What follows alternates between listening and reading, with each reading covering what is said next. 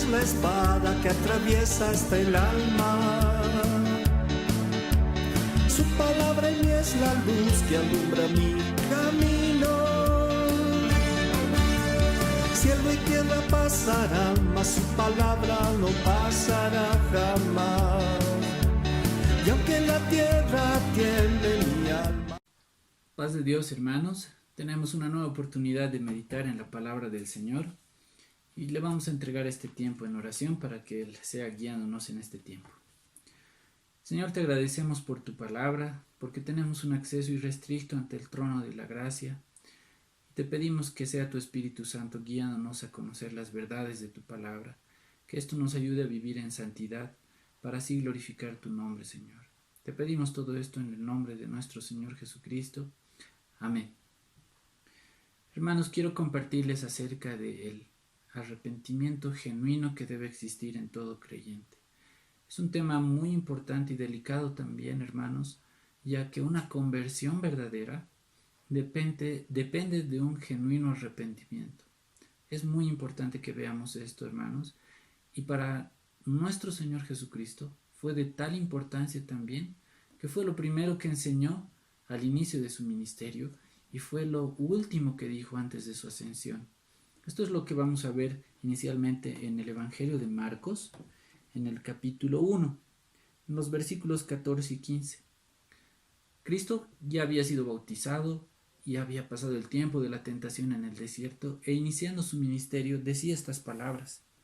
Después que Juan fue encarcelado, Jesús vino a Galilea predicando el Evangelio del reino de Dios, diciendo: el tiempo se ha cumplido y el reino de Dios se ha acercado. Arrepentíos y creed en el Evangelio. Estos dos factores, hermanos, son muy importantes y son inseparables. El arrepentimiento siempre va a ir acompañado de fe. Son dos cosas que no se pueden separar. Pero es importante reconocer lo que dice aquí el Señor Jesucristo. El tiempo se ha cumplido y el reino de Dios se ha acercado. Arrepentíos y creed en el Evangelio. Y este es el centro del Evangelio, el Evangelio de la salvación. La predicación nuestra debe ser esa, el Evangelio de la salvación, que Cristo murió y resucitó como sacrificio perfecto en sustitución nuestra y que creyendo en Él, por gracia somos salvos, porque Él estuvo en sustitución nuestra y que ese sacrificio perfecto ha sido agradable delante de Dios y lo satisfizo. Y por Él tenemos ese acceso a nuestro Padre Celestial, a la vida eterna. Ese es el centro del Evangelio, hermanos, pero comienza con un arrepentimiento genuino. Por eso es que el mismo Juan el Bautista ya lo mencionaba esto, el heraldo de Jesús, en el capítulo 3 de Mateo, en el versículo 12, él decía lo mismo: el reino de los cielos se ha acercado, arrepentíos. Pero Jesús también lo decía al finalizar su ministerio, antes de la ascensión. Vamos a ver esto en Lucas 24. Lucas 24, capítulo 24, versículos 45 al 47. Jesús había resucitado, ya se había aparecido en el camino de Maús, se había aparecido ya a sus discípulos, y antes de la ascensión decía estas palabras.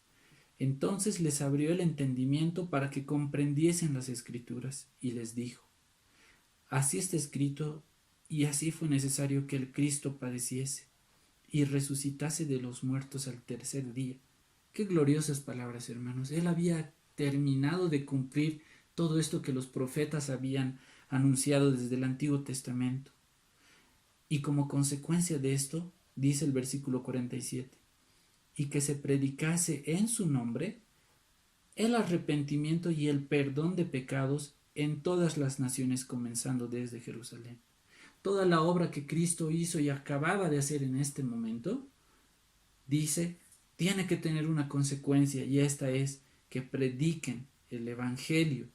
Y ese Evangelio es que en su nombre prediquen el arrepentimiento y el perdón de pecados en todas las naciones. Es tan importante este asunto del arrepentimiento, hermanos, ya que existen arrepentimientos que son falsos y espurios.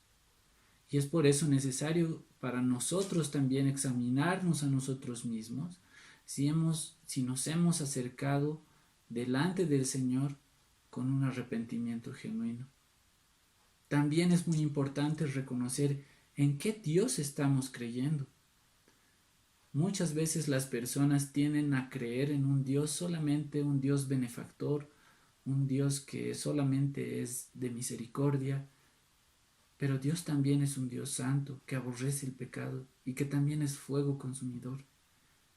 Es importante que reconozcamos también en qué Dios estamos creyendo, si es el Dios de la Biblia, un Dios que aborrece el pecado y que solamente podía aplacar su ira con un sacrificio perfecto que fue el que hizo su Hijo Jesucristo.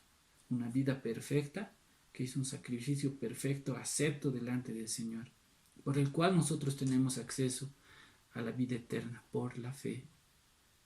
Pero es necesario que reconozcamos en qué Dios estamos creyendo también, hermanos. A.W. Tozer, en uno de sus libros que habla del conocimiento del Dios Santo, hace una introducción muy interesante y quiero leerles textualmente lo que él dice para que evaluemos y pongamos nosotros en una balanza cuál es el concepto que tenemos de Dios. Dice en su primer capítulo lo introduce con estas palabras. ¿Por qué debemos pensar correctamente de Dios? Y dice así: Señor Todopoderoso, no el Dios de los filósofos y de los sabios, sino el Dios de los profetas y los apóstoles. Y lo mejor de todo, el Dios y Padre de nuestro Señor Jesucristo. ¿Me permites reconocer tu santidad? Los que no te conocen, quizá te invoquen como otro distinto al que eres, y así no te adoran a ti, sino a una criatura de su propia imaginación. Por eso, ilumínanos la mente para que te conozcamos tal como eres, de manera que te podamos amar de manera perfecta y alabarte dignamente. Hermanos, es muy importante que tengamos el concepto correcto, el concepto bíblico de Dios. Y vemos en las Escrituras que Dios, hermanos, aborrece el pecado y que solamente podía aceptar un sacrificio perfecto, el cual fue el Cordero de Dios, su Hijo Jesucristo.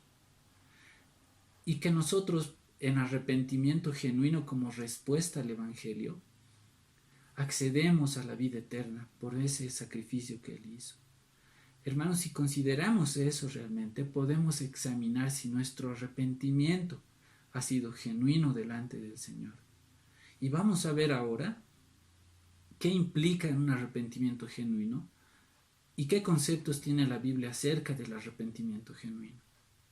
El arrepentimiento falso, un arrepentimiento espurio, es como el que lo tuvo Esaú, que solamente se había arrepentido y tenía remordimiento por haber vendido su primogenitura. Lo mismo le pasó también a Saúl, cuando Samuel lo había encarado y le había dicho: ¿por qué no habías esperado como había encomendado? Y él solamente empezó a poner excusas y dijo: mi pueblo me estaba dejando, mi ejército me estaba dejando y yo tuve que hacer holocausto. Y solamente ponía excusas. Un signo de un arrepentimiento falso es cuando empezamos a poner excusas. Pero hay un arrepentimiento genuino. Y ese arrepentimiento genuino fue como el que tuvo David delante del Señor. El arrepentimiento falso es reconocido por los teólogos como atrición, pero un arrepentimiento genuino es conocido como contrición. Y esa palabra es mucho más familiar para nosotros. Por lo que dice el Salmo 51, y vamos a leer este solo versículo de todo este capítulo que trata de un arrepentimiento genuino. El Salmo 51 en el versículo 17 nos dice lo siguiente: David había pasado momentos tan complicados en el que había tratado de engañar a tantas personas y al final se supo la verdad, y como resultado dice esto: los sacrificios de Dios son el espíritu quebrantado, al corazón contrito y humillado no despreciarás tú, oh Dios. Miren, hermanos, lo importante de un arrepentimiento genuino. Los sacrificios de Dios son el espíritu quebrantado, al corazón contrito y humillado no despreciarás tú, oh Dios.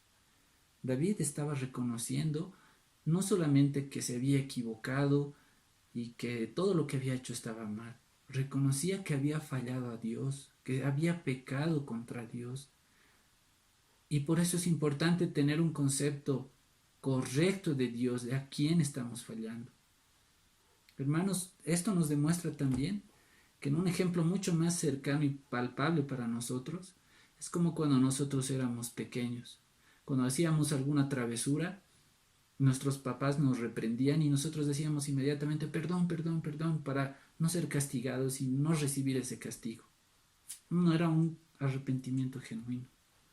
Cuando ya vamos creciendo, a veces nos metemos en problemas más grandes, pero hay ocasiones en las que sentimos que hemos defraudado a nuestros padres, que les hemos fallado.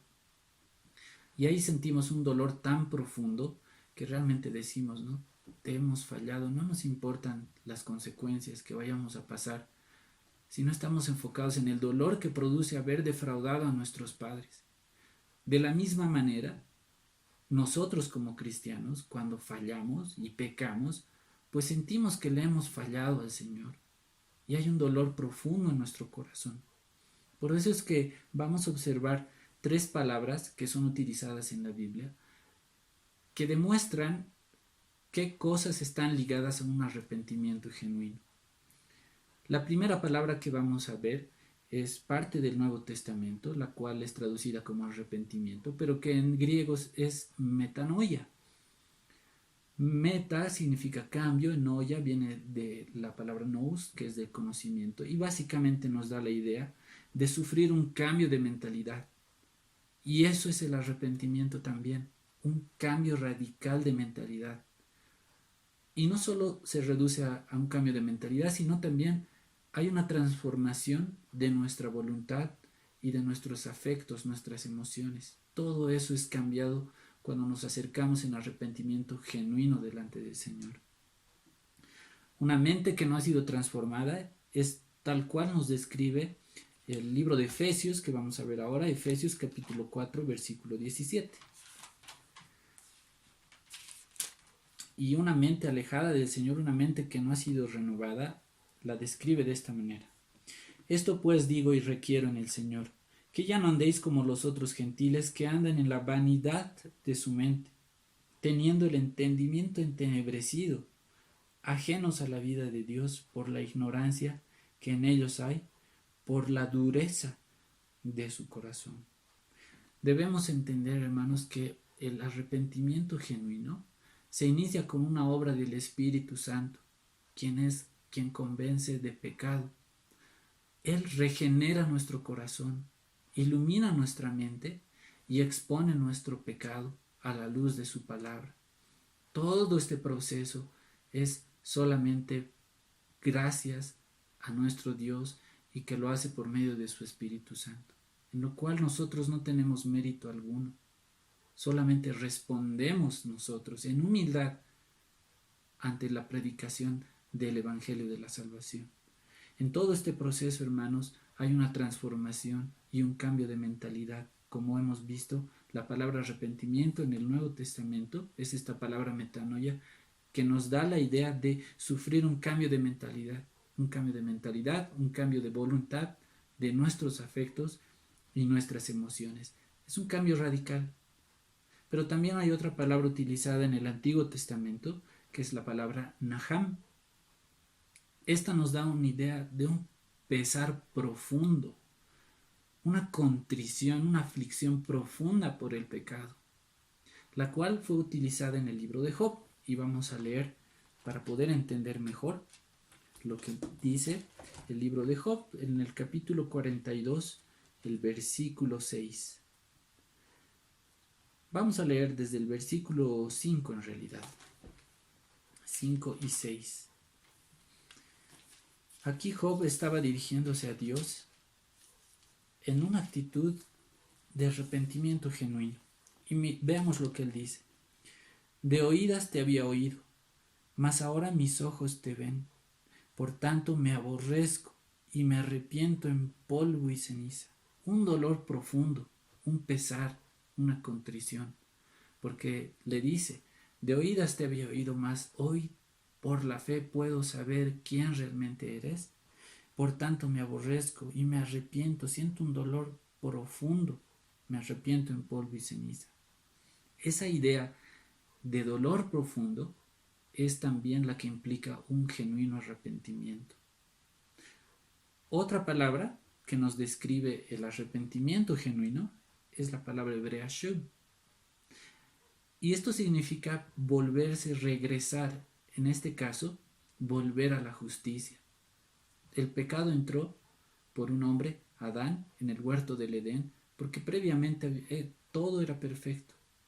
Y en este caso nos da la idea de volver justamente a esta justicia. Vamos a leer esta idea, este concepto, en Isaías 55.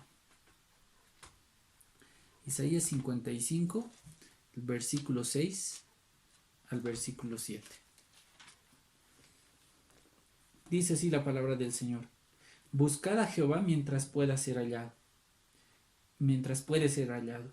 Llamadle en tanto que está cercano. Deje el impío su camino y el hombre inicuo sus pensamientos, y vuélvase a Jehová, y vuélvase, cambie de dirección, el cual tendrá de él misericordia, y al Dios nuestro, el cual será amplio en perdonar. Hay un cambio de dirección, hermanos. Un verdadero arrepentimiento hace que una persona, de amar y ver y deleitarse en el pecado, pues ahora se vuelve a Cristo y pone sus ojos en Cristo Jesús.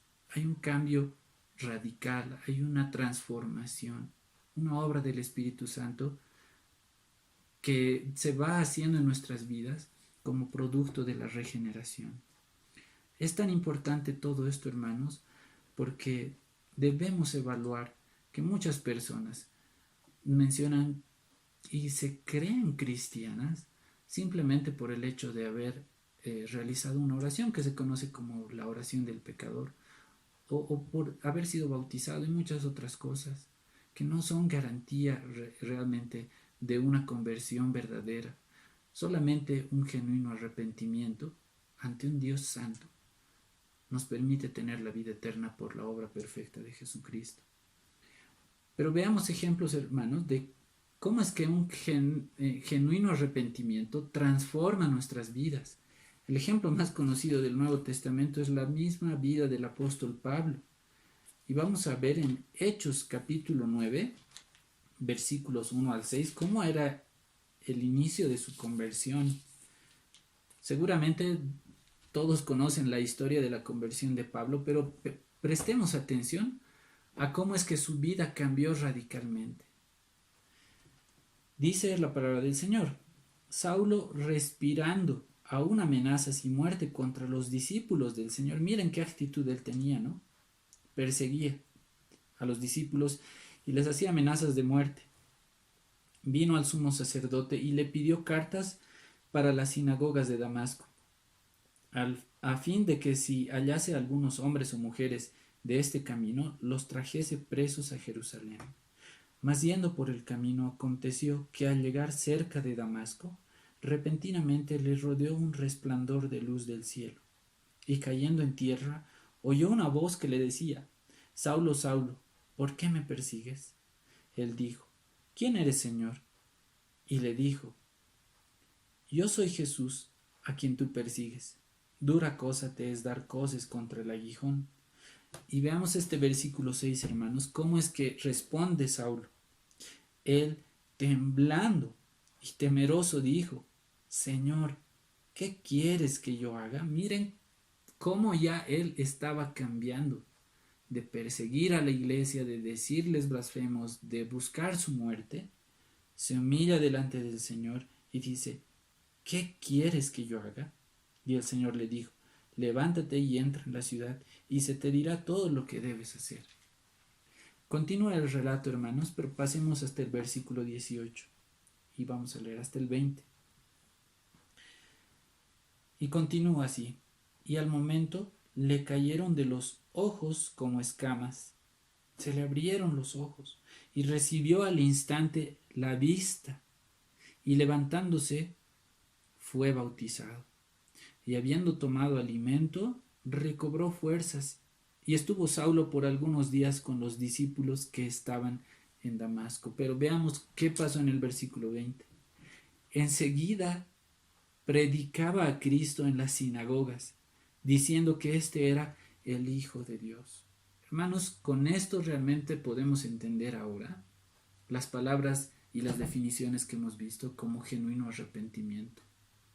Es un cambio radical en nuestras vidas, por eso es que las cosas viejas pasaron, he aquí todas son hechas nuevas, y ya no vivo yo, mas vive Cristo en mí. Esto lo decía Pablo, y justamente por esto él perseguía a la iglesia, buscaba matarlos inclusive, según lo que nos dice aquí, respirando aún amenazas y muerte contra los discípulos del Señor, vino al sumo sacerdote. Eso es lo que hacía Saulo. Pero inmediatamente este proceso de regeneración, un arrepentimiento genuino que tuvo Saulo, produjo en su vida lo que dice el versículo 20, y eso es un genuino arrepentimiento.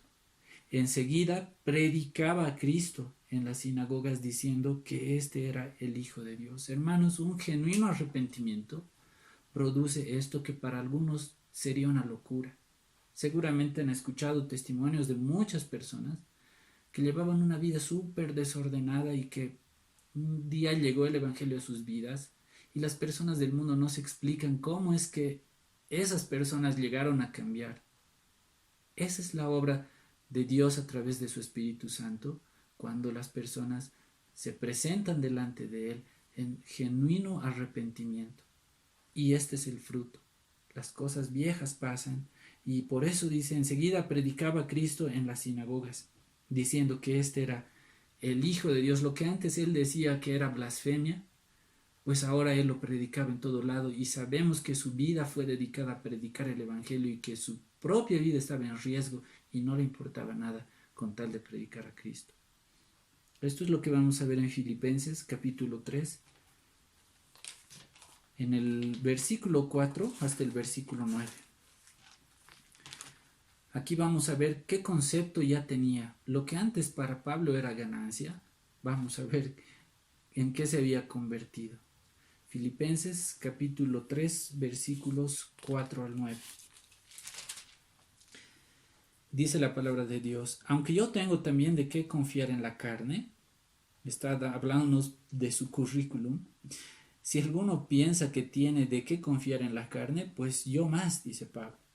Circuncidado al 8º día, del linaje de Israel, de la tribu de Benjamín, hebreo de hebreos, en cuanto a la ley, fariseo, en cuanto a celo, perseguidor de la iglesia, en cuanto a la justicia, que es la ley, irreprensible. O sea, le podíamos exigir algo más a Pablo, pero él dice y concluye esto: pero cuántas cosas eran para mi ganancia, las he estimado como pérdida por amor de Cristo, y ciertamente aún estimo todas las cosas como pérdida por la excelencia del conocimiento de Cristo Jesús, mi Señor, por amor del cual lo he perdido todo y lo tengo por basura para ganar a Cristo y ser hallado en Él, no teniendo mi propia justicia, que es por la ley, sino por la que es por la fe de Cristo. La justicia que es de Dios por la fe. Hermanos, miren, antes de ser llamado por Cristo y de que se le presentase en el camino a Damasco, Pablo estaba envanecido en él mismo. Nos habla ahí, como les decía, de su currículum, y todo es yo. Yo tengo también de qué confiar en la carne, dice el versículo 4.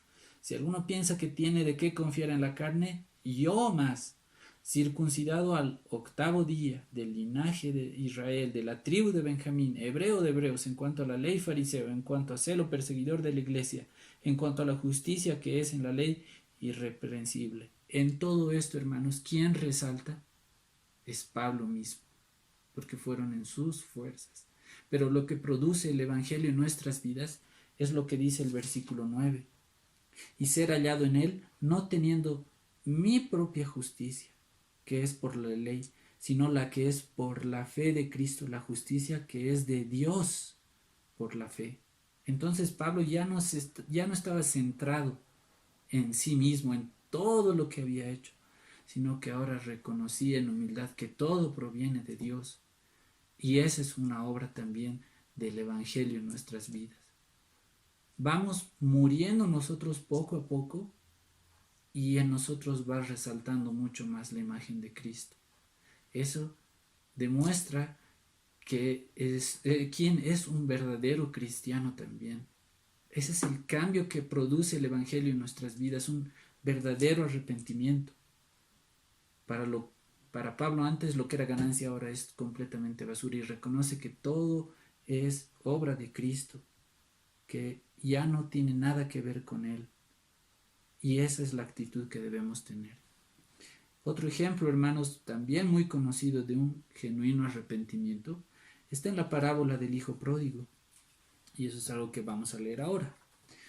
Y vamos a prestar atención en un hecho muy puntual, en la actitud del hijo. Sabemos que el padre es muy bueno y que tal vez quien resalta en toda esta historia es el padre que aguantó y esperó a su hijo. Pero vamos a ver con qué actitud el hijo fue delante de su padre, en una actitud de arrepentimiento. Lucas capítulo 15, versículos 11 al 24, vamos a leer esta porción y vamos a notar cuál fue esa actitud que tenía este hijo que se había perdido. Lucas capítulo 15, versículos 11 al 24. Y dice así la palabra del Señor.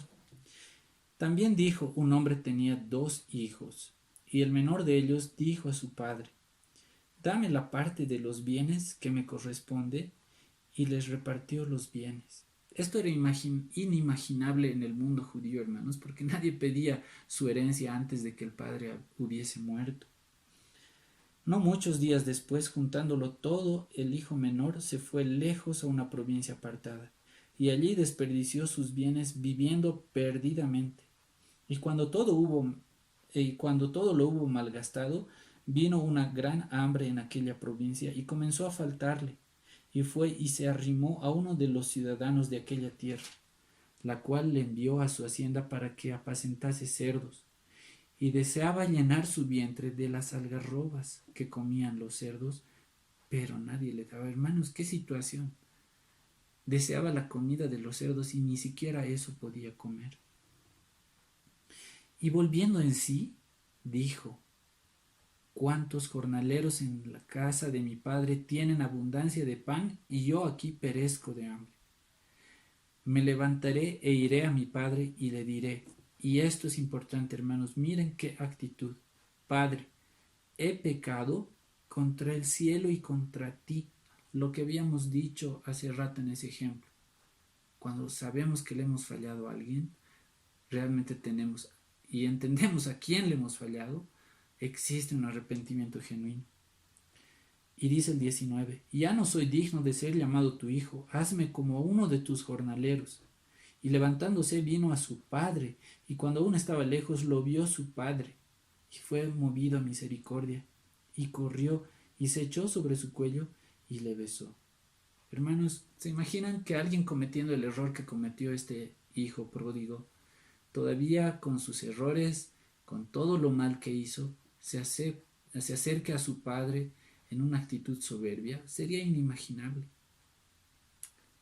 Pero debemos examinarnos también nosotros mismos cuando nos equivocamos y pecamos delante del Señor, le fallamos a Él y a veces tenemos una actitud así de soberbia. Pero este no era el caso.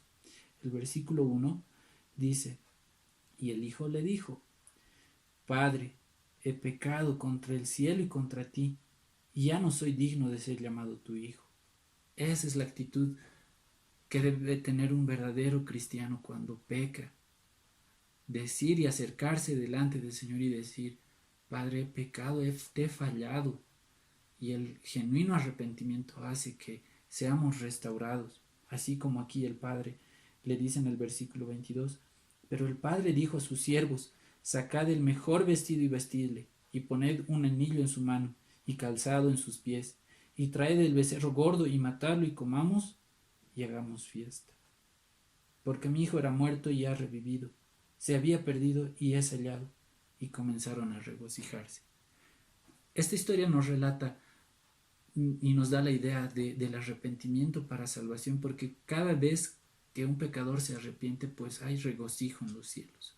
Pero también es aplicable, hermanos, a nuestro diario vivir.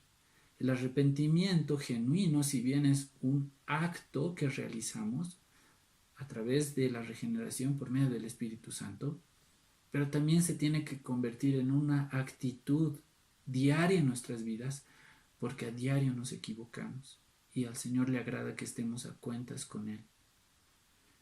Y esta actitud que tuvo aquí el hijo pródigo es tan importante, hermanos, en humildad y reconocer a quién había fallado. Eso es lo importante. Y el Señor se va a regocijar también cuando nosotros nos presentemos delante de Él y hagamos todas las cosas que sean agradables delante de Él en humildad. Esto me trae a la memoria, hermanos, un ejemplo que muchas veces lo he mencionado, pero que Martín Lutero, siendo un monje, creyendo que la salvación es por obras, se confesaba en su monasterio horas y horas, cada día, hermanos, 2, 3 horas, se confesaba horas y horas. Ya pensaban inclusive que estaba un poco loco por tener esa actitud, pero él decía, quiero confesarme para estar limpio delante del Señor y como mi salvación es por obras, pues tengo que confesarme. Hasta que llegó al capítulo 1 de Romanos, los versículos 15 en adelante, y el justo por la fe vivirá. Y le cambió radicalmente la vida y fue el inicio de toda una reforma. Pero, hermanos, nosotros hoy comprendemos que por el sacrificio perfecto de Cristo está aquí en el Evangelio. Justamente es eso. Somos salvos solamente por fe, porque por gracia somos salvos por medio de la fe. Y este arrepentimiento que presentamos delante del Señor debe ser un arrepentimiento genuino, hermanos. Eso es lo que debemos evaluar también en nuestras vidas. Y debemos predicarlo también de esta misma forma, que no hay una conversión verdadera si no hay un genuino arrepentimiento. Y eso nos lleva a examinar nuestras vidas diariamente, hermanos, y presentarnos delante del Señor en humildad. El arrepentimiento genuino, hermanos, también tiene un beneficio en nuestra vida terrenal, en esta vida diaria. Por medio del arrepentimiento genuino tenemos la vida eterna, por medio de Cristo y su obra perfecta. Pero también hay beneficios en nuestro diario vivir, y eso es lo que vamos a ir viendo ya para finalizar. Una de estos beneficios es la humildad. En Isaías capítulo 66, versículo 2, nos habla de que debemos ser pobres y humildes de espíritu, y esto es algo que le agrada al Señor.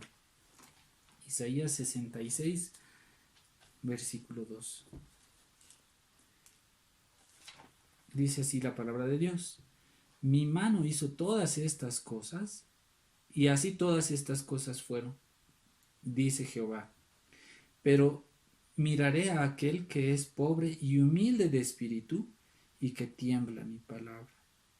Miren, hermanos, el concepto de Dios que debemos tener. Mi mano hizo todas las cosas, es el creador del universo, a Él le fallamos cuando pecamos. Y así todas estas cosas fueron, dice Jehová. Pero miraré, ese Dios todopoderoso, mirará a aquel que es pobre y humilde de espíritu y que tiembla a mi palabra. Que nos presentamos en humildad, en reverencia al Señor. También nos dice aquí que Él nos va a mirar y tiene cuidado de nosotros. Por eso es que el arrepentimiento genuino también produce humildad en nosotros, y eso es algo que le agrada al Señor. En Mateo capítulo 5, en el versículo 4, también nos habla de esta actitud de humildad, y vamos a leer que son parte de las bienaventuranzas.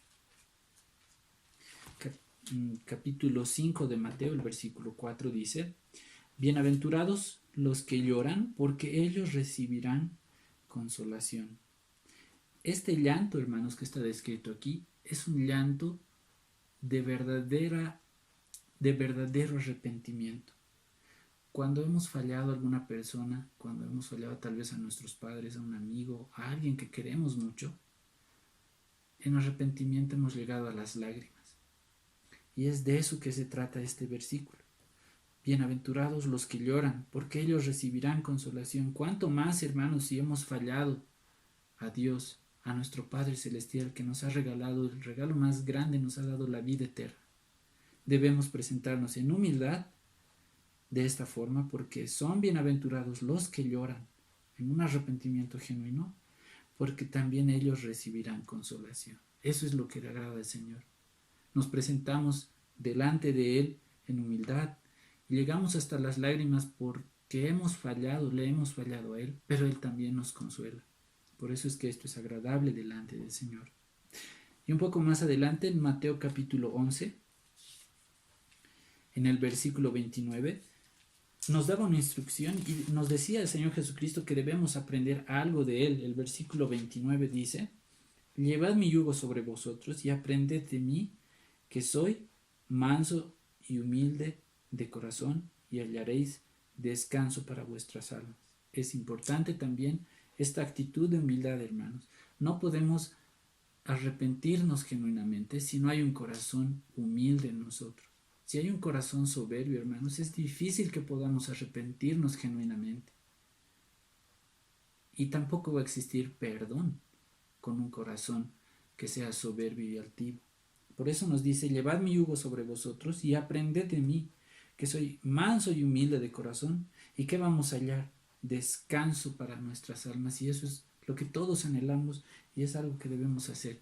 Y está aquí en la palabra del Señor. Entonces la humildad es algo importante que también es una consecuencia y está ligado al arrepentimiento. Pero también está la comunión. Y la comunión es algo que se rompe a causa del pecado y que es restablecida también por el arrepentimiento que debemos practicar cada día en nuestras vidas.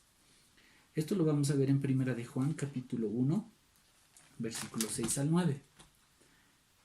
Y hay alguien fiel y justo para perdonarnos. Y eso es lo que vamos a leer aquí. 1 de Juan capítulo 1, versículos 6 al 9. Si decimos que tenemos comunión con Él y andamos en tinieblas, mentimos y no practicamos la verdad. Pero si andamos en luz como Él está en luz, tenemos comunión unos con otros.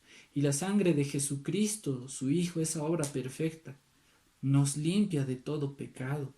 Si decimos que no tenemos pecado, nos engañamos a nosotros mismos y la verdad no está en nosotros.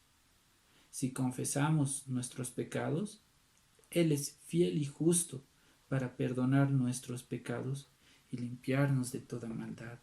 Hermanos, lo que habíamos visto antes, un corazón humilde, es algo que está ligado con el arrepentimiento, que produce que se restablezca también la comunión con nuestro Padre Celestial, que es cortada por el pecado. Porque no le podemos engañar a Él. Si decimos que tenemos comunión con Él y andamos en tinieblas, mentimos y no practicamos la verdad. El 8 dice: si decimos que no tenemos pecado, nos engañamos a nosotros mismos y la verdad no está en nosotros. Pero si confesamos nuestros pecados, y por eso es el arrepentimiento una actitud diaria que debemos tener, Él es fiel y justo para perdonar nuestros pecados y limpiarnos de toda maldad. Y así restablecemos la comunión con nuestro Señor y andamos en luz como Él está en luz. Y eso repercute en nuestras vidas. Y qué lindo sería, hermanos, que tengamos esta como oración diaria, este salmo, el Salmo 139, que lo vamos a leer ahora. El Salmo 139, los versículos 23 y 24, serían una linda oración que nosotros podríamos tener cada día para estar en plena comunión con el Señor. Dice este salmo de la siguiente manera, versículos 23 y 24. Examíname, oh Dios, y conoce mi corazón. Pruébame y conoce mis pensamientos, y ve si hay en mi camino de perversidad, y guíame en el camino eterno. Hermanos, sería una linda oración que nosotros podamos tener cada día, porque el Señor conoce no solamente nuestros actos, sino todos, inclusive nuestros pensamientos.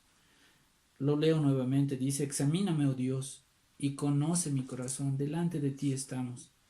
Pruébame y conoce mis pensamientos y ve si hay en mi camino de perversidad. Y ve si hay en mi camino de perversidad y guíame en el camino eterno. Qué lindo y hermoso sería, hermanos, que practiquemos lo que dice este salmo en una actitud diaria. Y es lindo orar también los salmos. Y sería muy bueno que todos podamos presentarnos delante del Señor en esa humildad y decirle que Él examine nuestras vidas, nuestros corazones y que nos guíe en su camino eterno. Y finalmente, hermanos, el arrepentimiento genuino debe producir en nosotros buen fruto. Y eso es algo importante en nuestras vidas. Vayamos nuevamente a Mateo, capítulo 7, versículo 19. Aquí nos dice que por nuestros frutos vamos a ser conocidos. Dice el versículo 19, todo árbol que no da buen fruto es cortado y echado en el fuego. Así que por sus frutos los conoceréis. Hermanos, dar buen fruto es una evidencia de que nuestras vidas han sido transformadas y regeneradas.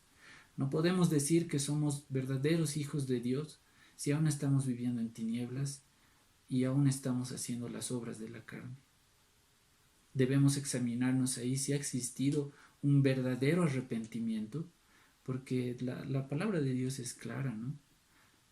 No podemos seguir pecando, ya no hay más sacrificio, dice Hebreos, para el que peca deliberadamente, sino una horrenda expectación de ira.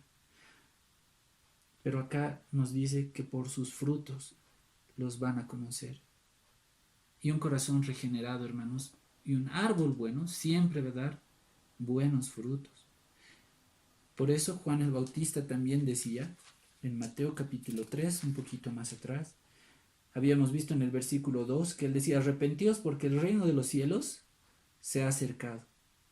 Pero dice en el versículo 8 de este mismo capítulo, haced pues frutos dignos de arrepentimiento. En otras palabras, nos dice, si ustedes se han arrepentido genuinamente, pues su vida tiene que reflejar esos frutos, que hay una genuina conversión, que hay una transformación genuina. Por eso dice, haced pues frutos dignos de arrepentimiento. Y eso es tan importante en nuestras vidas, hermanos, y que todo esto nos sirva para evaluarnos y a estar delante del Señor limpios y que nos permita vivir en santidad.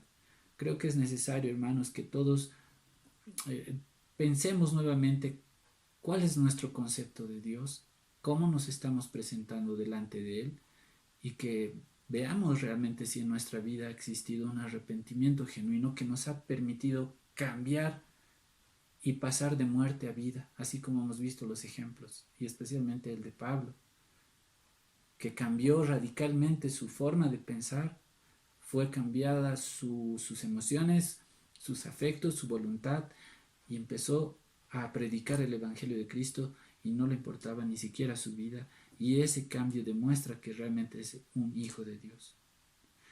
Que todo esto nos ayude, hermanos, a vivir, como habíamos dicho, en santidad, y que todos estemos en este camino, en el camino eterno, como hemos visto en el Salmo, que todos estemos juntos delante del Señor en una continua actitud de arrepentimiento. Y vamos a terminar orando, hermanos. Señor, te agradecemos por tu palabra, porque vemos que por medio de ella tú demuestras tu amor para con nosotros, Señor, que debemos tener un genuino arrepentimiento, que esto es una obra soberana tuya, que la haces a través de tu Espíritu Santo. Que nos ayudes en este camino que aún nos resta, Señor, hasta tu venida, a vivir en santidad, que hagamos del arrepentimiento también una actitud en nuestras vidas y que sea algo diario delante de ti, Señor, para vivir en comunión contigo y que también nos permitas predicar tu verdadero evangelio, el cual necesita un verdadero arrepentimiento. Y esto va a permitir a las personas una verdadera conversión también, Señor. Te agradecemos por tu palabra y ayúdanos cada día a llevar y glorificarte por medio de tu palabra en todo lo que realicemos, Señor. Te agradecemos en el nombre de Jesús. Amén.